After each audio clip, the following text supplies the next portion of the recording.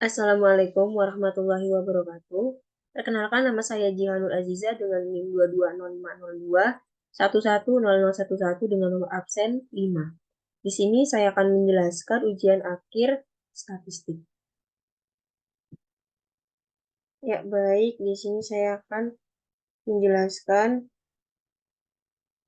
materi deret berkala dan peramalan dengan metode S-score. Di sini saya mendapatkan dari data 2006 sampai 2020 ada 15 data dengan masing-masing total penjualannya.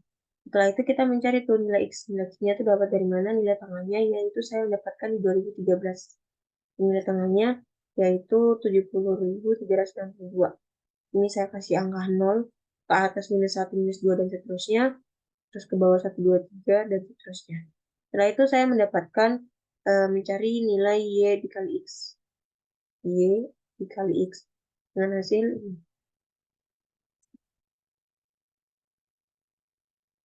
setelah saya mendapatkan nilai Y dikali X, saya mencari nilai X kuadrat. X dikuadratkan semua. Nah, ini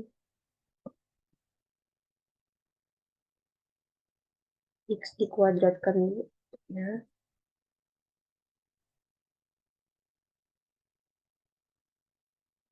Setelah itu saya mencari nilai A dengan rumus dengan rumus sigma Y dibagi N. Y dibagi dengan N. Yaitu nilai total penjualannya dibagi dengan 15. 15 itu dari data penjualannya. Jumlah data penjualannya dengan nilai B-nya, yaitu saya mendapatkan dari nilai ini, Y sigma Y dikali X, terus sama dengan dibagi nilai X kuadrat. Setelah itu saya mencari Y aksen sama dengan X, Y aksen sama dengan 339,908 ditambah 4 ke 96.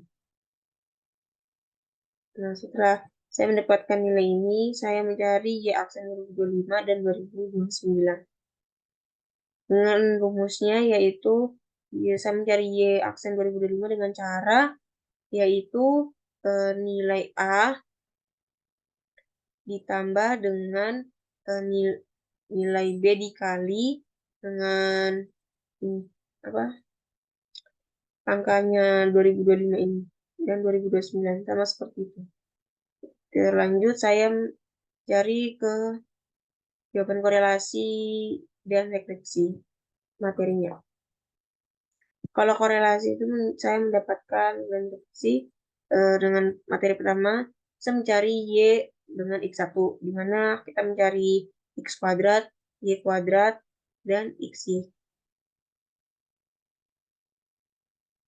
Setelah kita mencari data-data semua, kita blok, dan ini hasil dari data-data tersebut, kita mencari nih sigma XY-nya.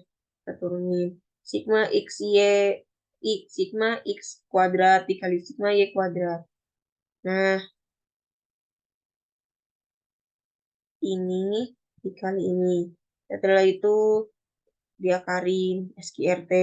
Belum sih ini diakarin ya benar SQRT. Terus R-nya itu kita cari nilai sigma XY dibagi dengan akar dari sigma X kuadrat kali sigma Y kuadrat. Setelah itu kita mencari fungsi korel. Terus keterangannya itu sebutkan arah hubungan korelasi yang terjadi. Koefisien korelasi bernilai positif dan nilai koefisiennya korelasinya adalah 0,11863. Dan kekuatannya itu 20. Kenapa 20? Karena 0 sampai 20 yakni korelasinya rendah dan lemah sekali. Ini masuk dalam 0 sampai 0,020. Korelasi positif yakni apabila variabel yang satu X meningkat atau menurun, maka variabel Y meningkat juga atau menurun. Jika kinerja perusahaan meningkat, maka pengungkapan GGG juga meningkat, begitu juga sebaliknya. Setelah itu kita mencari data dari pengungkapan X1, X2, dan Y. Setelah X1, X2, dan Y, kita kalikan nih X1 dikali Y, X2 dikali Y. Kita cari nih. Jadi tinggal kali X1 dikali Y. Nah, setelah X1 dikali Y, kita cari juga X2 dikali Y. X2 dikali Y. X1 dikali X2. X1 dikali X2. X1 kuadrat dikuadratkan. X2 kuadrat dikuadratkan. Dan Y kuadrat dikuadratkan. Setelah itu kita sum. Semua kalau udah kita turunin, kita sum semuanya. Kita cari rumus. Sigma X1 kuadrat. Sigma X1 kuadrat. Berarti nggak ini. Bukan sum dari ini ke sini. Ada rumusnya sendiri. Rumusnya itu sama dengan sigma X1 X1 kuadrat dikurangi sigma X1 kuadrat dikuadratkan dibagi 30. Kenapa 30? Karena ada 30 data. Seterusnya juga sama ini suruhannya. Nah,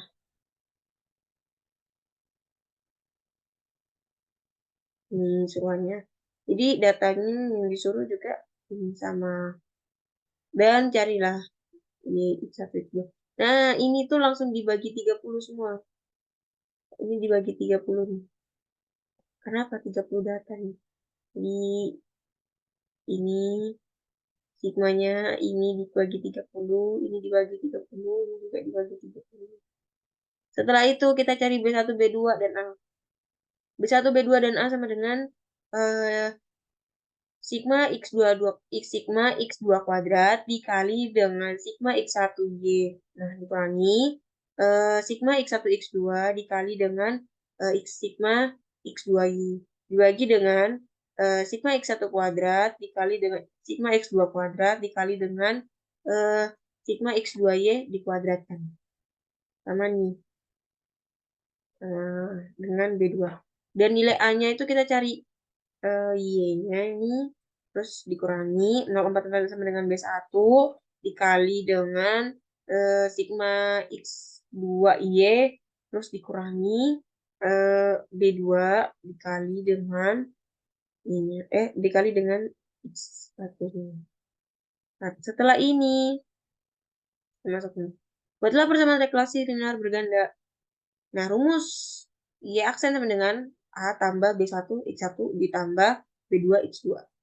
Nah, jadi kita masukin nilai X A-nya berapa, B1-nya berapa. Terus dikali X1, B2-nya berapa. Kenapa saya minus? Karena di sini saya mendapatkan B2-nya minus. Jadi rumusnya nggak sama nih. Bukan A tambah B1 X1, tapi bukan A tambah B1 X1 tambah B2 X2, tapi A tambah B1 X1 dikurangi B2 X2. Tergantung nilai ini positif apa negatif. Berarti positif negatifnya itu berubah dari nilainya. Setelah itu saya mendapatkan hasilnya. Di aksennya. Jangan lupa kita juga nyari nih SSR-nya, SSQ, dan SST-nya. Setelah mendapatkan itu kita nyari F hitung. F hitung sama dengan SSR dibagi 2 dikali dibagi terus eh, SSE dibagi 30 kurang 2 kurang 1. Setelah kita mencari F hitung ada F tabel sih 5%. Nah, ini kan kita udah cari nih. Ini tadi yang kita jawab nih. Cari aksen. eh, di aksen. Setelah itu kita ngitung F tabelnya tuh 5% berarti sama dengan 3,35. Setelah mendapatkan ini kita ada nih interpretasinya.